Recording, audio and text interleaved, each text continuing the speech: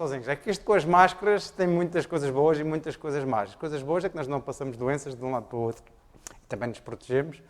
Mas não sabemos ao certo se a pessoa está a bocejar por trás, ou se está acordada, ou se está a gostar, ou se está a se rir, ou como é que está. E isto também é difícil para passar a mensagem. Eu também estou a usar uma máscara. Se eu tivesse que não usar uma máscara, tinha que pôr um aviso a dizer que não ia usar máscara e que tinha que ter 4 metros de distância. Portanto, isso dificulta também um bocadinho como é que vamos fazer. 5 metros? Mas a questão aqui é que realmente é muito difícil nós passarmos a mensagem com as máscaras. E vivemos tempos difíceis. E cada vez que nós estamos a habituar-nos a coisas mais estranhas que acontecem na nossa vida. Eu só tenho 38 anos, não me considero nem muito velho, nem muito novo. E já passei algumas coisas na Madeira que não esperava passar. Já passei alguns fogos, algumas enchentes, agora esta do Covid. Eu não sei, mas estamos a viver realmente tempos difíceis. Em primeiro lugar, o irmão Fraga, quando estava a entrar, se calhar não ouviu o anúncio que nós estávamos a fazer aqui no início, mas nós estávamos a pedir com os sentimentos pela sua família, e que fique claro que a Igreja está consigo e que nós oramos por si e por sua família neste momento muito difícil. Se acreditamos que Deus usa os dons e usa as pessoas para o seu serviço, nós acreditamos que então eu hoje estou aqui em nome de Deus e através do Espírito Santo. E se assim é, eu posso-vos tratar como eu trato por meus filhinhos, porque Deus trata-nos muitas vezes por os meus filhinhos. E então eu vou contar uma história aos meus filhinhos. Não é o João e a Sara. São vocês todos. O João e a Sara também são meus filhinhos. Também vou contar para eles, se eles quiserem ouvir a história. A história está no Revista Adventista de julho. E é a história de uma senhora Maria Salles. Em 1980, vivíamos na cidade de Ogluidava, na região de Ovaboland, na Namíbia. São nomes difíceis. Num fim de semana prolongado, fomos com os nossos filhos visitar um parque natural de Etoshan. Penso que toda a gente gosta de visitar e ver os animais.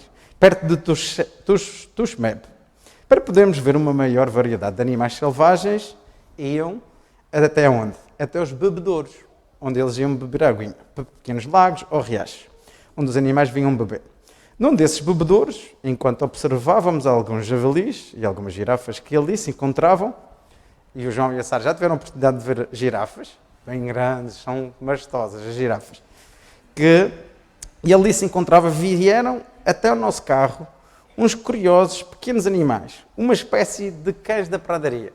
Quem já viu alguns desenhos animados que têm aqueles cãezinhos muito, que põem-se assim, de um lado para o outro pequenininho, mas são muito curiosos e têm muita piada, esses animaizinhos. E então, esses animaizinhos distraíram um bocadinho a família e o meu marido abriu a porta do carro que estava-lhe a dar algumas guloseimas, enquanto que um Land Rover a grande velocidade, conduzido por vigilantes do parque, chegou junto de nós. Ordenaram-nos que fechasse imediatamente a porta do carro e disseram-nos: os senhores nem imaginam o perigo que correm com essa porta aberta. Sorrimos e comentamos que à nossa frente, junto do bebedouro, havia apenas algumas girafas e javalis. E eles disseram: muito bem, olhem à vossa direita, junto àquela pedra alta, à vossa direita. Do lado de lá da pedra. Eles olharam com atenção. Meu Deus, estava ali um casal de leões. Mas olhem para aqueles arbustos, agora à vossa esquerda, um pouco mais perto de vocês. O que é que vocês veem ali? Outro casal de leões. Epá, nem queríamos acreditar. Como é que era possível não os termos vistos? Disseram-nos então: quem passeia no parque não pode, em nenhuma circunstância, sair da viatura nem abrir as portas. Corre graves perigos. E a prova está aqui diante de vocês. Só se pode sair em lugares protegidos. Embora dentro do parque eram lugares protegidos que dormíamos e que tomávamos as refeições e que as crianças nadavam e brincavam. Maria Salles então faz uma reflexão para ela, que acontece para mim e para vós. O mesmo acontece na nossa vida espiritual, neste parque chamado Terra, onde vivemos, por vezes descuidados. Não vemos o leão ao nosso redor. Satanás age como aqueles leões, não se mostra. Fica escondido entre os arbustos e as pedras das nossas preocupações, dos nossos interesses, das nossas realizações pessoais, das nossas frustrações e dos nossos anseios, do nosso egoísmo. Nem nos damos de conta que Ele está a vigiar. ao menor deslize, levando-nos a abrir a porta do nosso coração aos desejos de grandeza, à dúvida, ao desânimo, à mágoa, que podem tornar-se fácil o acesso. Tomemos cuidado com os leões escondidos, que podem fazer a diferença na nossa vida e impedir-nos de estarmos preparados para ir com Jesus no dia em que Ele nos vier buscar. Vejam, a reflexão que ela teve é uma reflexão que se aplica a nós hoje. E o versículo que ela se baseou foi em 1 de Pedro 5,8, que nós sabemos de cor. Porque o diabo, 1 de Pedro 5,8, porque o diabo, vosso adversário, anda em derredor, bramando como o leão, buscando a quem possa te agradar. Hoje é sábado e hoje é o dia de reflexão. É um dia de reflexão. Nós já tivemos a escola sabatina, que tudo vai se encadeando, a mensagem das crianças, a mensagem musical, tudo vai se encadeando para o que é que Deus tem para nós hoje. Que mensagem é que Deus tem para ti hoje? Que mensagem é que Deus quer tocar no teu coração? Que mensagem o que é que o Espírito Santo quer tocar em ti hoje de forma especial? E hoje eu queria falar sobre o nosso maior inimigo. E nós pensamos, e se nós refletirmos nisto, porque o diabo, o nosso adversário, anda ao derredor, pensamos que vamos encontrar facilmente quem é o nosso maior inimigo. Mas eu quero levar numa pequena viagem e pensarmos realmente quem é o nosso maior inimigo. Para isso, eu vou-me basear principalmente num texto de Efésios. Em Efésios, e isto é umas pregações que eu fiz atrás, falei também sobre Efésios, e Efésios fala sobre as armas e as armaduras do soldado, e nós pensamos que nós precisamos ter a nossa espada. Portanto, nós precisamos ter a palavra. Quem hoje não tiver a palavra, vamos abrir em Efésios 1, e vamos falar um bocadinho sobre Efésios. Efésios é uma carta, é uma reflexão sobre a igreja, vista como um corpo de Cristo. E tem um sólido ensinamento sobre a salvação de Deus, a salvação que Deus oferece. Paulo, nós conhecemos muito bem Paulo, mas eu vou fazer uma pequena abordagem. Paulo era uma pessoa muito especial. Era uma pessoa quase com a minha idade, mas pertencendo ao Sinédrio, a uma classe que só eram escolhidos que tinham que ter muito boas capacidades e referências para fazer parte disto. Portanto, era uma pessoa que foi romano, nasceu em Roma, e quem nasceu em Roma não tinha que trabalhar. Era durante o Império Romano, cidadãos de Roma tinham privilégios especiais. E é por isso que ele depois, mais tarde, recorreu até, o único que podia julgá-lo era o próprio imperador. Mas este indivíduo, com as suas altas capacidades, só quando foi chamado por Deus é que então houve uma transformação e ele foi possível usá-lo de uma forma ainda mais especial para Deus. Eu queria chamar a vossa atenção sobre os versículos 15 a 23. Se vocês virem o título, é a oração. Paulo ora pelos crentes. E vamos então ler os primeiros dois versículos. No versículo 15, portanto, Efésios 1, versículo 15. Por isso também eu tenho ouvido que a fé que há entre vós no Senhor Jesus Cristo e o amor para com todos os santos. Não cesse de dar graça por vós, fazendo menção de vós nas minhas orações. Aqui Paulo não cessava de orar por aquelas pessoas. É um apelo à oração que está sempre presente no nosso dia a dia e na nossa vida diária. Na verdade, se nós refletirmos sobre o tempo presente em que nós vivemos tempos estranhos, não é? Vivemos numa era de industrialização. Temos máquinas espetaculares, carros super velozes, agora está na época do rally, aviões supersónicos, telemóveis, smartphones, smart TVs, supercomputadores. Tudo isso é mais rápido, tudo isso torna máquinas de lavar roupa, coisas que eventualmente nós levávamos mais tempo antigamente, agora leva-nos menos tempo a fazer. Mas a pergunta e o tempo que devia sobrar? Nós temos esse tempo? Nós vivemos agora com tantas coisas, temos esse tempo disponível? O tempo para orar. Onde é que nós vamos pôr essa porção do nosso tempo? A segunda pergunta também é aqui, Nós temos ciência, temos na era da informação, temos ciência, filosofia, história, biologia, universidades, tudo está ao nosso dispor. O Google tem tanta informação disponível. E então, e sabedoria? Será que encontramos ao virar da esquina pessoas sábias? Será que nós vemos famílias que se ordenam sabiamente? Se nós vemos igrejas que sabiamente escolhem os seus líderes, a sua direção, e que crescem e que se reproduzem, as nossas empresas, tudo. Será que a sabedoria era uma coisa que está presente no nosso governo? Sabem, também vivemos numa era do capitalismo onde temos bancos, e o Miguel trabalha nos bancos, trabalhamos, mas não só temos moedas fortes, temos economistas, temos contabilistas, temos tanta coisa, mas e a riqueza? E a riqueza onde é que está? Nós, em média, todos nós aqui devemos muito dinheiro. Como cidadãos, como país, devemos muito dinheiro a algumas pessoas. E, eventualmente, não temos sequer a noção disso. Se calhar não temos a noção, e essa foi uma estatística que me chocou particularmente nas últimas semanas. Eu tinha apontado aqui a fonte, mas não me lembro. Foi num site de notícias. E eles fizeram a seguinte ilustração. Foi uma ilustração que vale a pena nós pensarmos. Se nós dividíssemos metade das pessoas do mundo, as mais pobres para a esquerda, as mais ricas para a direita, podia ser ao contrário, mas dividimos ao norte ou ao sul. E das partes da meia população do mundo mais pobre, nós então fizéssemos uma vaquinha, juntássemos todos o dinheirinho nos contentores e arranjávamos aquele dinheirinho todo. Só era preciso das parte mais rica falarmos com as primeiras 8 pessoas para termos a mesma quantia de dinheiro. O equilíbrio já não era o que era. Está desequilibrado. A riqueza está muito desequilibrada. E é por isso que nós, nessa reflexão de hoje que nós fazemos quem é o nosso maior inimigo.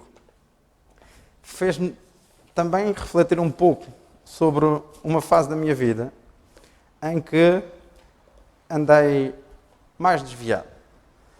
Andei fazendo a minha vida. A vida que não era a que Deus queria para mim, mas a minha vida. A vida que eu queria para mim. Ou que eu pensava que queria para mim. E fez-me refletir sobre porque é que eu voltei à igreja. E estas semanas também estive a pensar sobre isso. E às 2 semanas particularmente, quando nós falávamos sobre o tema da oração na escola sabatina, este texto saltou-me à vista. Esta oração de Paulo para os seus crentes foi o que permitiu o Espírito Santo trabalhar nos corações deles, para eles conseguirem seguir novamente a palavra de Deus e continuar firmes no seu caminho. Eventualmente eu estou aqui hoje, porque algumas pessoas não cessaram de orar. E esse é um dom que a Tânia hoje disse, e disse bem, que está disponível a toda a gente. Isso eu posso fazer. A oração tem o seu poder, tem o seu lugar. E se não fosse por isso, eu tenho a certeza que eventualmente eu teria ido por outro caminho. O meu caminho. Não o caminho de Deus. Sabem, muitas vezes nós pensamos que podemos pensar do sítio onde nascemos, na família onde nascemos, que poderá ser uma certa desculpa até por quem nós somos hoje. E, às vezes, lemos um Provérbios 22:6, por exemplo, um ensino da Bíblia, que diz Provérbios 22:6, que é muito conhecido, mas que faz parte de um livro de Douglas Stuart, a dizer que ele reúne algumas dos versículos em que as traduções erradas favoritas. Ele fez um livro sobre traduções erradas e pega neste versículo. Ensina a criança, portanto, Provérbios 22:6, ensina a criança no caminho que deve andar, e ainda quando for velho, não se desviará dele. Nós, à primeira vista, temos aqui uma receita muito, muito forte em relação a que os pais, o trabalho dos pais sobre os filhos, podem levar a bons caminhos ou a maus caminhos. E então, eventualmente, nós podemos ser levados a pensar se os meus filhos, se os meus familiares estão fora, poderá até eventualmente trazer-nos algum tipo de angústia para pensarmos que nós fizemos um mau trabalho. Mas, na verdade, Douglas Stuart diz assim, que ele usa bem e reflete aqui uma coisa. Quando ele diz ensina, é o mesmo som do que Enoque. Alguém já sabia disso? Isto foi estudado umas lições há uns tempos na escola sabatina, penso que há 2 trimestres ou um trimestre. E eu acho que já falei também disto aqui à frente. Mas eu gosto tanto de explicar isto, que vou recapitular, porque faz-nos também pensar sobre o nosso verdadeiro inimigo. Douglas Stewart afirma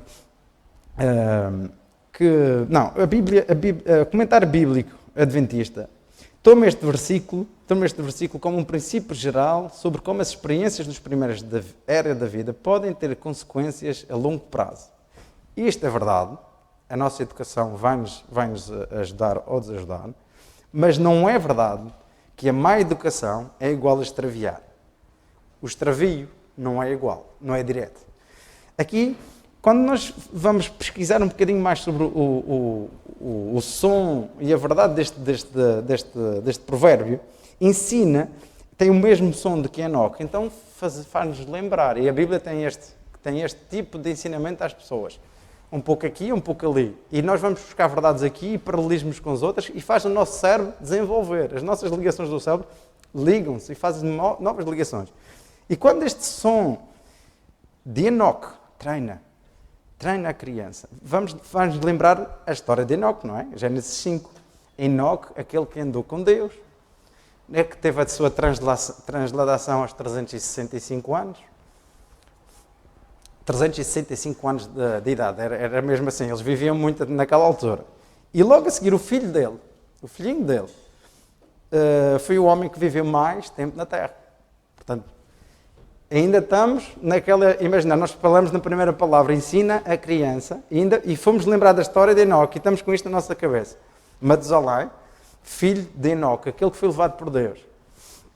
E Matusalém, nesse versículo, diz que ele é o homem que viveu mais tempo na Bíblia. 979 anos.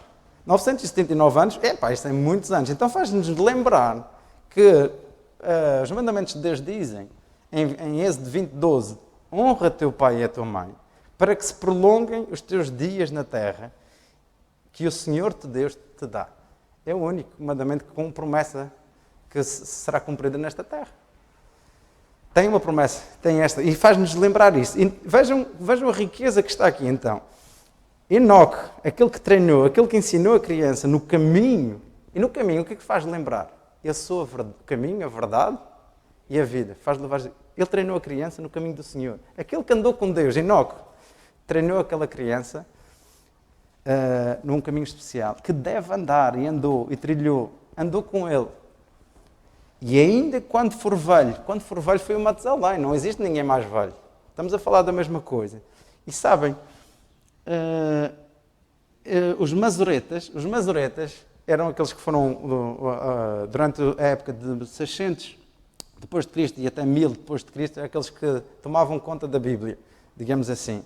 Eles punham no Códex de Leningrado, eles punham como for velho, como Matusalém, e punham uma nota à parte, como Matusalém. E então isto tem tudo a ver com esta história de andar com Deus e como aquele filho que, apesar de não estar relatado, que viveu mais, temos a certeza que honrou o seu pai e a sua mãe. Porque a Bíblia não se pode contradizer. Aquele filho honrou o seu pai e a sua mãe. Ora, a honra e honrar o seu pai e a sua mãe é aquilo que fazemos quando o pai e a mãe não estão a ver. Ou nós pensamos que não estão a ver. Eu já sou pai e já sou mãe, às vezes os filhos pensam que nos conseguem enganar e às vezes não estamos a ver, mas estamos a ver. E a verdade é esta. Eu quero também fazer a reflexão hoje baseada num serviço, numa visão de Ellen White. Em Serviço Cristão, na página 105, no capítulo 9, chamado para despertar, na página 105 desta versão, que é a versão mais recente e até mais baratinha, o capítulo 9, chamado para despertar, fala-nos de uma visão muito interessante. Na manhã de 23 de outubro de 1879, por volta das 2 horas, o Espírito do Senhor desceu sobre mim e contemplei as cenas do juízo vindouro. 10 milhares vezes 10 milhares, estavam reunidos perante um grande trono, sobre o qual estava sentada uma pessoa de aparência majestosa. Vários livros estavam diante deles, e sobre as capas de cada um deles, em letras de ouro, pareciam como chamas ardentes, diziam Registro do Céu. Ora, aqui mesmo, este subtítulo deste capítulo chama-se Registro do Céu. Vou-vos deixar o exercício novamente. Nós, quando ouvimos alguma coisa e faz-nos lembrar de alguma coisa, nós devemos pensar sobre isso. Estamos a falar... João, Daniel, nem Apocalipse tinham linguagens parecidas a estas. E tiveram até visões parecidas a estas. E há um paralelismo direto sobre as cenas do juízo vindouro, que também estão em Apocalipse. E isto, nós devemos ter sempre... Isto faz-nos crescer a nossa sabedoria, digamos assim. E então, um desses livros, contendo o nome daqueles que professavam crer nas verdades, foi então aberto. Só para ver se vocês estão acordados, já que a máscara não dá para ver. Quem é que crê na verdade aqui dentro? Só para ver se estamos aqui acordados ainda. Todos creem na verdade. Então estamos a falar para nós. Ellen White, estamos aqui a falar daqueles que creem. Daqueles que creem. Então foi aberto. Perdi imediatamente de vista os incontáveis milhões ao redor do torno, e apenas aqueles que eram professos, filhos da luz e da verdade, prenderam a minha atenção. Do foco geral da cena do juízo investigativo, estamos a falar de uma cena do tempo do fim, ela então entrou num foco particular para nós. Foi aberto outro livro, onde estavam registados os pecados daqueles que professavam a verdade. Sobre o cabeçalho geral de... Agora, o cabeçalho geral do egoísmo. Eu não queria dizer a palavra. Eu queria que vocês tentassem chegar lá, mas pronto. Sobre o cabeçalho geral, egoísmo, está entre aspas, vinham todos os outros pecados. Vou ler outra vez. Sobre o cabeçalho geral do egoísmo, não é o cristianismo que é a maior religião.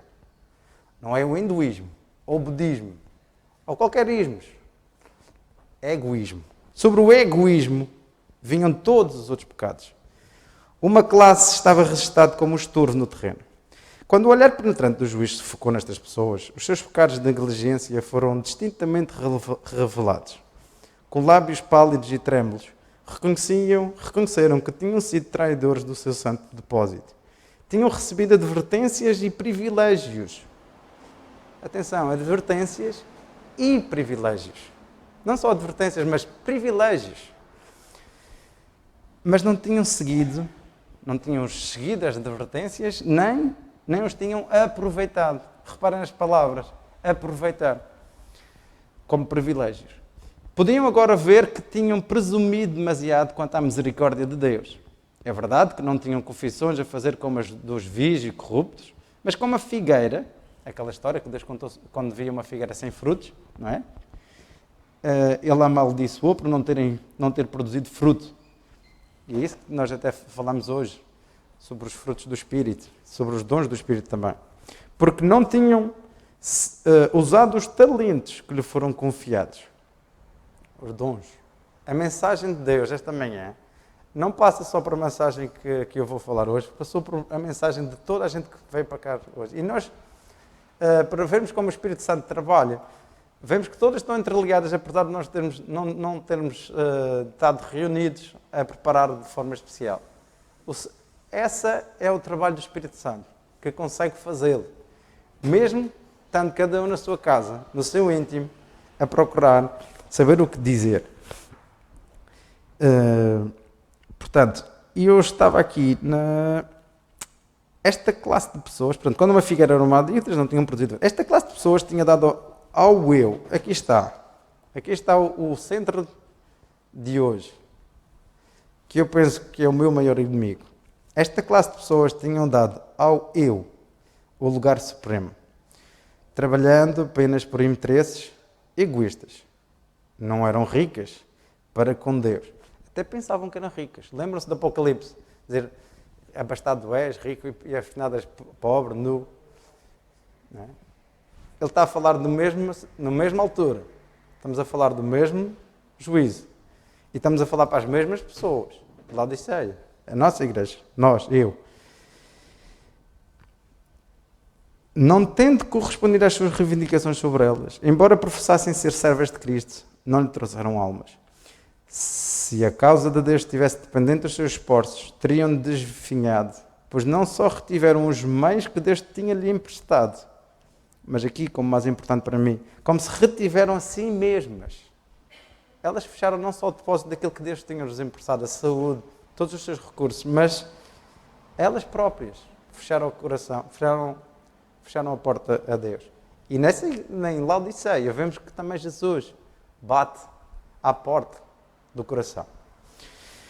Tinham permitido que os outros fizessem o trabalho da vinha do mestre e suportavam as mais pesadas responsabilidades, enquanto elas estavam egoisticamente a servir os seus interesses temporais pessoais. Disse o juiz: todos serão justificados pela sua fé e julgados pelas suas obras. Quão vividamente apareceu então a sua negligência e quão sábia a providência de Deus em dar a cada um uma obra a realizar. Um talento. Para promover a causa e para salvar os seus semelhantes. Para a edificação da igreja, não é? Cada um devia demonstrar uma fé viva na sua família e na sua vizinhança, sendo bondosos com os pobres, simpatizando com os aflitos, empenhando-se no trabalho missionário, auxiliando na casa de Deus com os seus meios.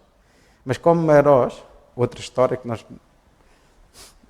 queremos chamar a atenção hoje, a maldição de Deus estava sobre eles, pelo que não tinha feito. Tinham amado a obra que trariam mais proveito nesta vida. E ao lado dos seus nomes, no livro consagrado às boas obras, havia o quê? Um lamentável espaço em branco.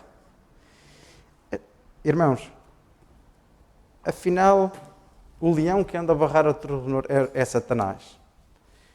Mas, mesmo que nós tivéssemos uns pais que nos tivessem educado no caminho do Senhor, não é igual ao extravio. Mesmo que nós, pelo contrário, tivéssemos uns pais que tivessem nos educado no caminho do Senhor e nos extraviássemos, depende único e exclusivamente, não de Satanás, mas da nossa escolha. Então passamos a ter o nosso maior egoísmo, o maior inimigo, afinal somos nós próprios, o nosso eu. O nosso eu é a única coisa que nos pode afastar de estarmos com Deus ou não. A nossa liberdade de escolha. Foi por isso que Deus morreu. Pela liberdade de escolha. Porque não pode haver perfeito amor sem perfeita liberdade. E eu quero, eventualmente, partilhar convosco, já que o tempo é escasso, uma citação que estava na escola sabatina de sábado, a lição de sábado desta semana, de Ellen White também. Com isto em mente, que nós podemos ser aquilo que Deus quer para nós, ou nós podemos fazer um caminho diferente. Mas pensem o seguinte, na Ciência do Bom Viver, Ellen White, no capítulo 9, página 106, diz o seguinte: não há limite à utilidade da pessoa, que pondo de parte o eu, não há limite à utilidade da pessoa que pondo de parte o eu, dá lugar à operação do Espírito Santo. O lugar é tomado pelo Espírito Santo. No lugar do seu coração, o Espírito Santo pode trabalhar e vive uma vida inteiramente consagrada a Deus. Para nós não terminarmos com palavras de Ellen White, mas sim da Bíblia, voltamos a Efésios 1 e continuamos na oração de Paulo para terminar. Já terminando, vendo aqui o que Paulo quer nos dizer. Versículo 17 diz o seguinte: para que Deus vosso Senhor, portanto ele estava a orar incessantemente, nos primeiros 2 versículos que lemos, para que Deus vosso Senhor Jesus Cristo, Pai da glória, vos conceda o espírito de sabedoria e de revelação, do pleno conhecimento dele, iluminados os olhos dos vossos corações, do vosso coração. Algumas traduções podem ver do vosso entendimento. Para saberes qual é a esperança do seu chamamento, qual é a riqueza da glória para a herança dos santos, e qual a suprema grandeza do seu poder, para com os que cremos, segundo a eficácia da força do meu poder. O que é que vocês estão a ler na vossa Bíblia? Do seu poder. Não é nas nossas forças, é no seu poder. A eficácia e a força do Espírito Santo. Iluminados os olhos do entendimento, o trabalho do Espírito Santo. No versículo diz que conceda-vos o Espírito de sabedoria. O Espírito é o Espírito Santo. O qual, no versículo 20, que exerceu ele em Cristo, ressuscitando dentre os mortos e fazendo sentar à direita dos lugares celestiais. Acima de tudo, todo o principado, potestade e poder e domínio, e de todo o nome que se possa referir, não só no presente século, mas também no vindouro. E pôs todas as coisas debaixo dos pés, e para ser a cabeça sobre todas as coisas. E deu à igreja, a qual é o seu corpo, a plenitude daquele que a tudo enche em todas as coisas. Este versículo 23, a plenitude daquele que tudo enche em todas as coisas. Está a falar de quê? Aquele que enche. Aquelas candeias das virgens estavam vazias. Estavam vazias do Espírito Santo. E tiveram que ter dose redobrada do Espírito Santo. O Espírito de Deus, se não estiver em nós, vai estar outras coisas. E hoje, a oração que eu deixo para nós e para mim é que eu possa pôr de parte aquilo que me atrapalha de chegar a Deus. O meu eu possa ser subjugado pelo Espírito Santo. Porque só Ele nos pode guiar à verdadeira plenitude. À verdadeira plenitude. A sermos, no versículo 13 do capítulo 4, diz, a perfeita varonilidade. A ser mesmo um varão, como Deus quer. À medida da estatura da plenitude de Cristo. É só assim que nós podemos vencer o nosso maior inimigo. Que não é Satanás. Somos nós.